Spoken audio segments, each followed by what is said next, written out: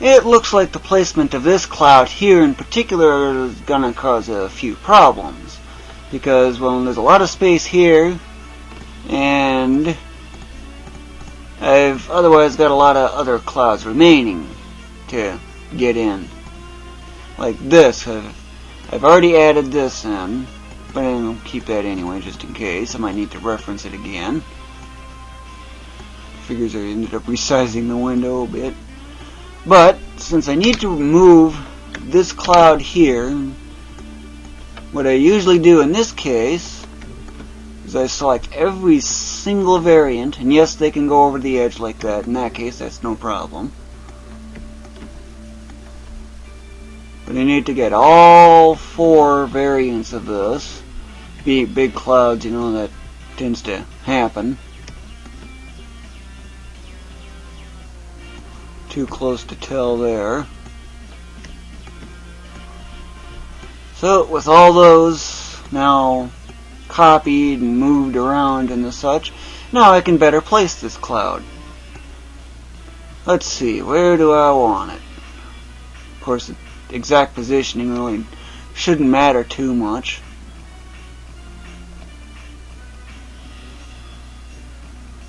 Of course, it also cannot occupy the place of another cloud, so I can't do that.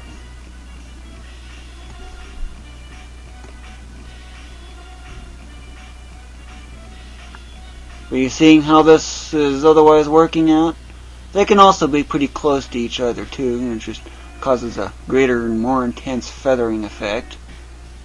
In a sense, that is. Okay, well, I think that position should work out a little better anyway. I need to tile this one now.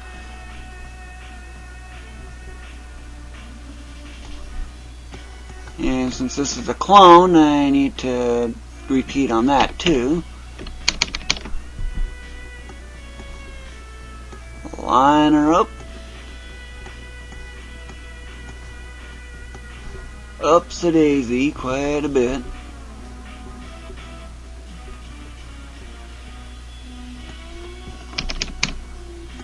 Okay, so now I know the positioning of that.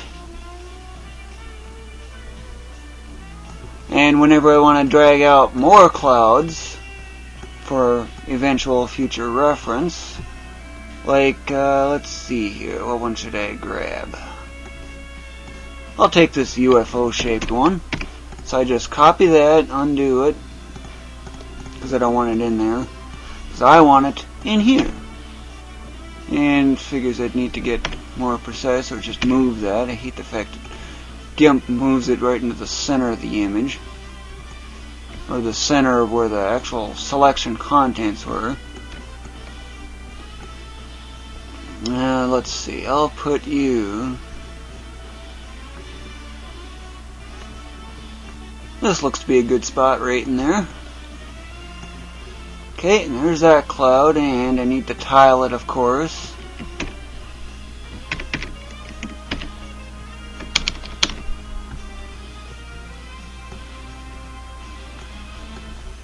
And the usual 1024 that I move it over.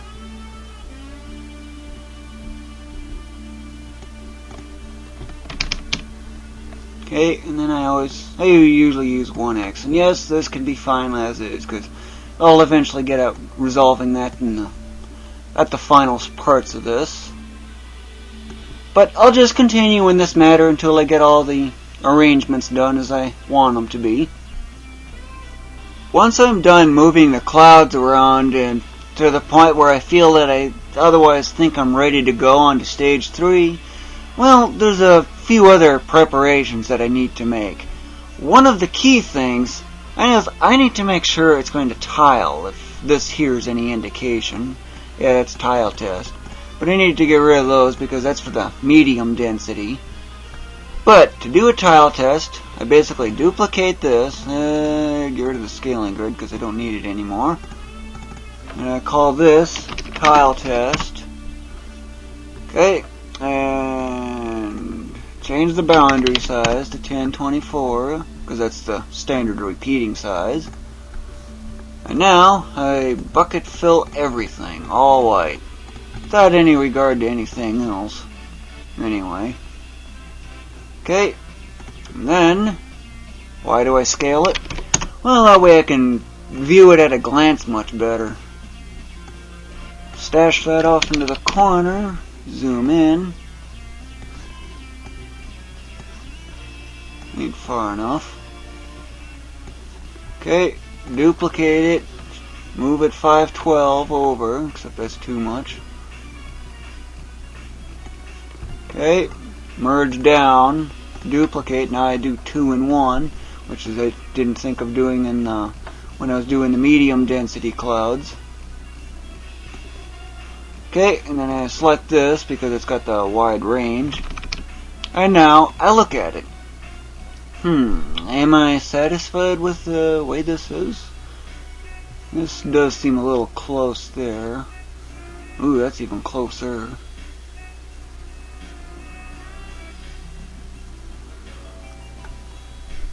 I would have to say it's okay. I'm otherwise satisfied with it.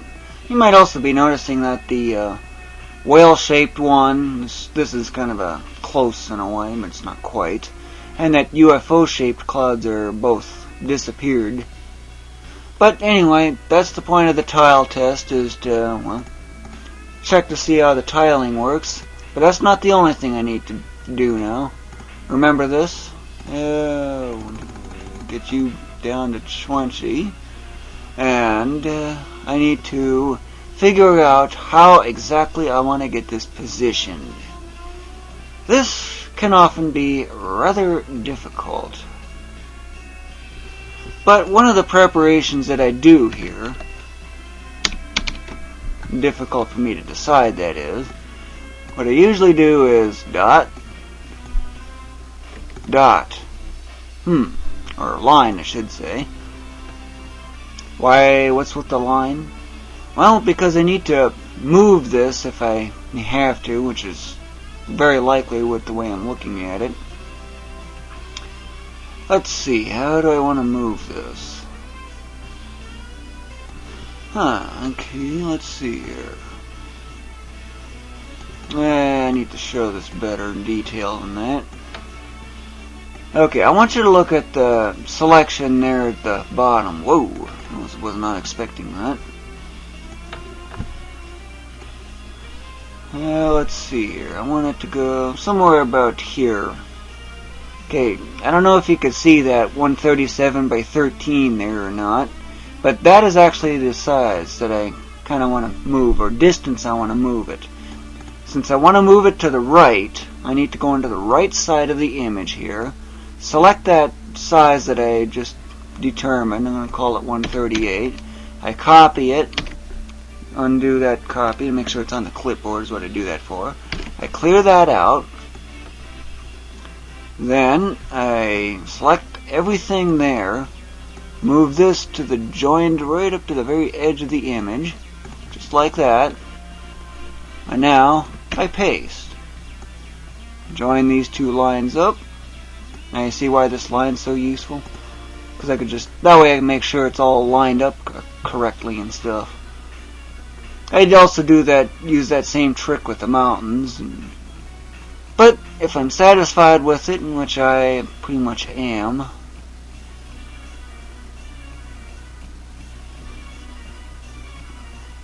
yep, I would have to call this otherwise good to go. Or maybe, let's see here. It's about 150. What would 150 on this be? No, I don't want that. Okay, so that's pretty much all I do for that. Now I need to get rid of this line, because it's just temporary. And now I'm ready to start the main stuff. What's this? Oh, it's the medium density. I don't need that.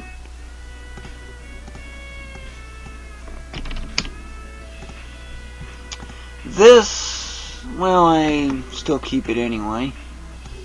Don't need these anymore, so I can get rid of those. This is all stuff from the medium density stuff, so I can obviously get rid of those. But now what I need to do is I need to tile everything. Of course, I can also make this fully opaque.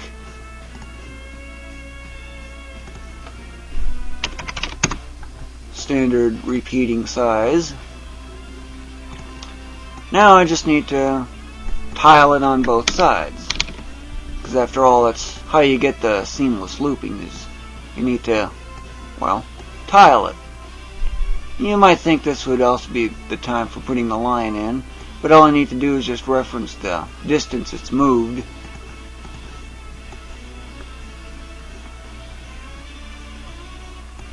And if I see 1024, I know I've got it. Then I just merge down, set this to 2048, which is the width of the image. Ah, whoops, I forgot to miss. I forgot to use that. That's the only thing. But either way, and I need to do something similar with these.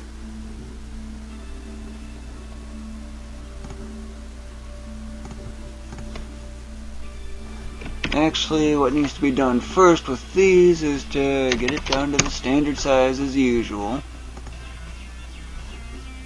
You probably might remember the case where I was mentioning of not worrying about those edges, those missing edges on the side with when I had that and stuff, right? Remember that? How we remarked on that? Well, this is where that's actually otherwise going to be dealt with at this part.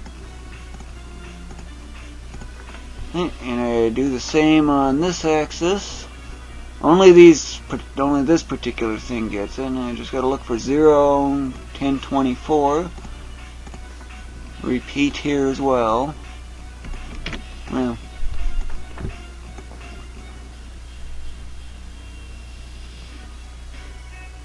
almost, there we go. See how I got the move and the distance there? Yep, that's all I need right there. Merge, merge, layered image size. Okay, that otherwise completes all of the outlines. Finally. Okay, hit save. And now it's off to stage 3 of the process.